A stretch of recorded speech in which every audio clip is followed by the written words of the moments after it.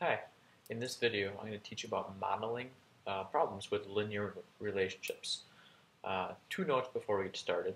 The first is that in order to be successful here, you really need to be able to write linear equations given either slope and a point or a couple of points. If you haven't got there yet, I would go back to that standard, watch those videos, and do some of that practice.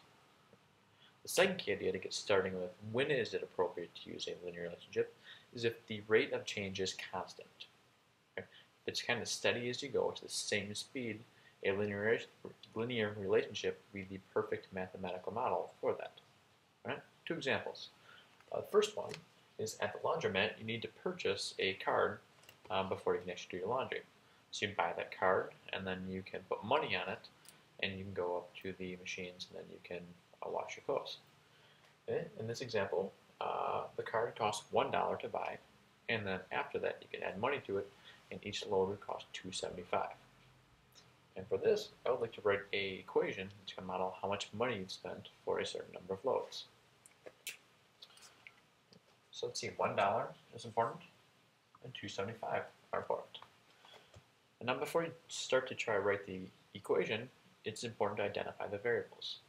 Here we're going to have two of them, the number of loads of laundry that you want to do, and then also how much it costs. I'm going to call x, which we often call the independent variable, the number of loads.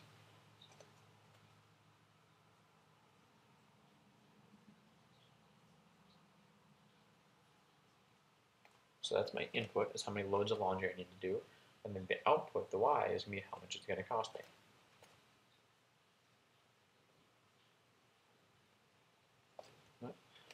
So there's our two variables, and now we have to identify how are we going to write this linear equation. Well, let's see. So each time I want to do another load, it costs another $2.75. That's a rate of change. That's a slope.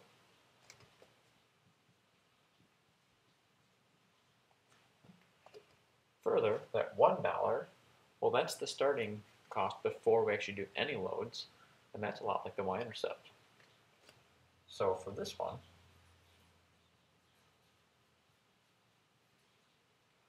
I can use slope-intercept form right away. Just plug these in.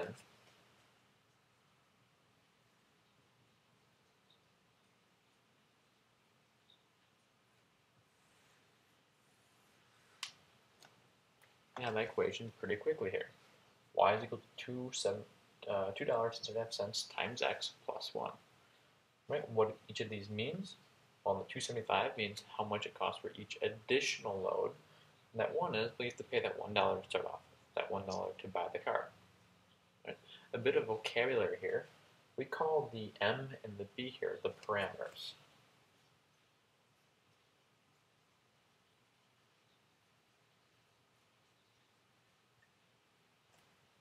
Parameters are a little bit different than variables. In this equation, x and y are variables, because x could be really anything here, probably holding whole numbers that are bigger than 0, but it can change, and then it has a corresponding y that goes with it. But for this example, even though we had to find out what m and b were, m and b couldn't change and be anything in this example. They had to be 275 and 1 for this to work. So when we're trying to find these numbers here that fit the m and the b, that make it work for this problem, we're going to identify those as parameters. And often they have a good interpretation for the problem we're working on. Example number 2, we're talking about Jonathan Lucroy's season. In his first 81 at-bats this year, he hit 3 home runs. And by the time he had taken 158 at-bats, he was up to 5 home runs. Now, assuming that the rate at which he home runs is relatively constant, we'd like to write an equation to predict that. So we could say after maybe this many at-bats, he should be up to this many home runs. So just like in the first problem, we identified our variables first, and the same thing here.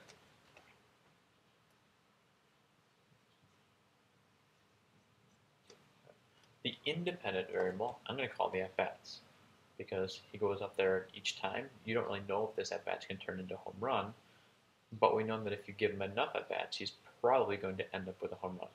So my input will be the number of at-bats.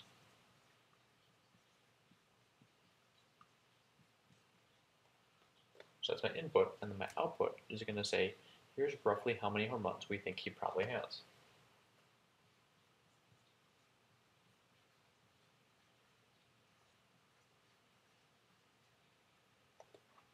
All right. And now I look at the problem and decide which of the linear writing skills do I have, or which of those formulas can I use for the situation. What's missing here is I don't really know how fast he's hitting home runs. I don't know the slope or the rate, so I need to figure that out. What I am given are basically 2 points here. I know that 81 goes with 3, and that 158 goes with 5. So rewriting those,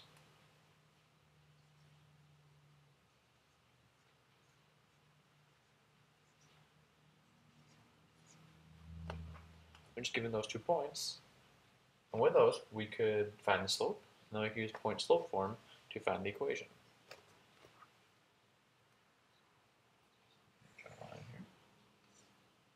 Our slope m is going to be the change in y divided by change in x.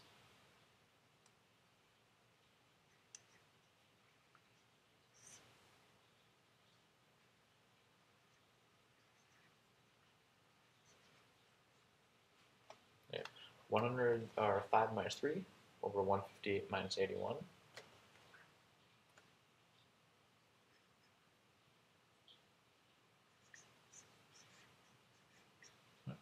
Comes out to 2/77ths, or if I approximate that using a calculator, get about 0.026.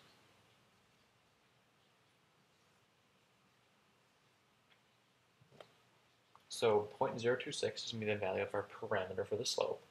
And what that means in our problem is that for every at-bat he takes, we'd expect him to hit about 0.026 home runs.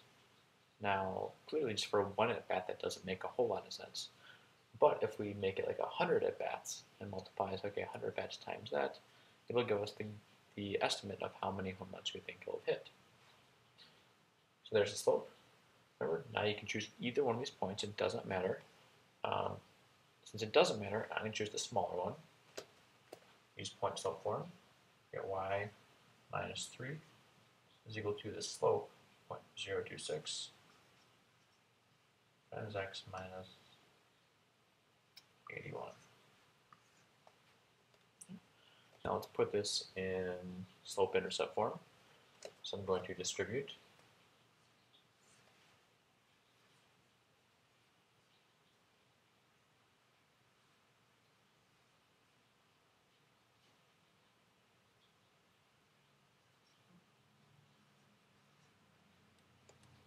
and then the last thing here would be to add 3 to both sides.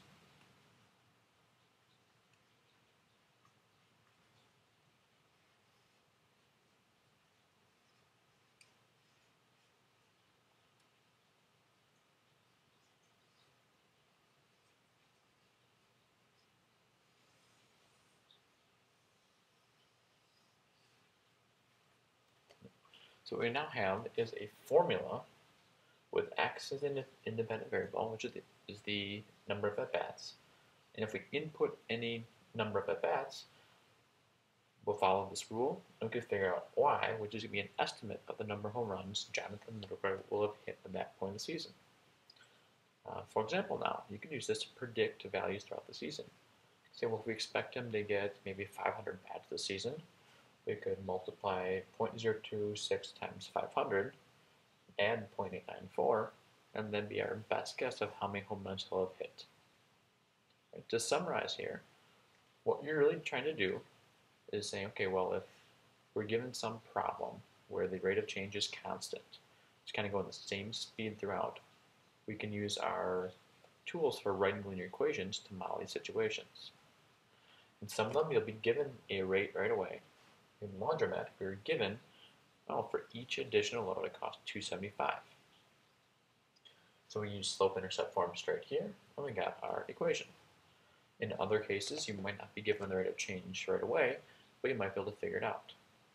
In Jonathan Lucroy, we had 2 different points throughout the season. So we said, well, if you think about the at-bats as the x variable and the home runs as the y variable, we can turn this into 2-ordered pairs, find the slope, and then use slope-intercept form. Now, each of these problems might be a little bit different, and we can't teach you to do every single one on its own. What you have to look for are the characteristics that make it linear and apply the things that you know.